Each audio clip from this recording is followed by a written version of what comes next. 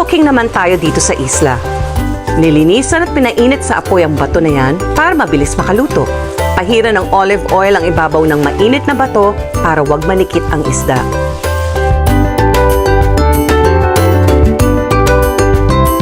Ilagay ang isda.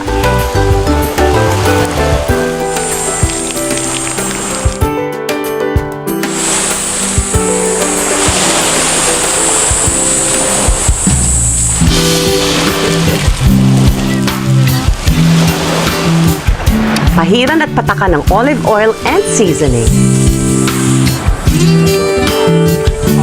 Add salt and pepper.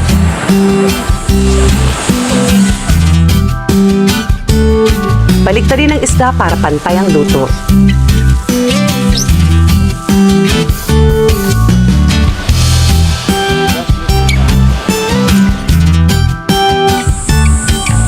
Habang hinihintay natin maluto itong isda, magpapangat muna tayo sa katmon. Naalala niyo yung katmon?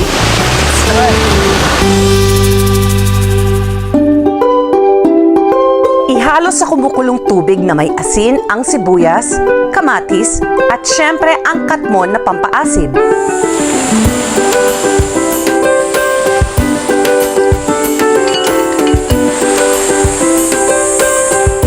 Isunod ang isda at sili.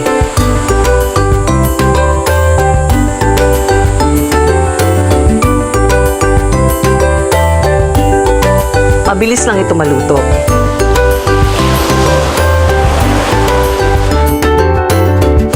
Guys, it's time to eat! Pangat? Oo. Inihaw. Inihaw muna, masarap. Kumain ko na. Siyempre, may rice tayo. May masarap na part. Okay.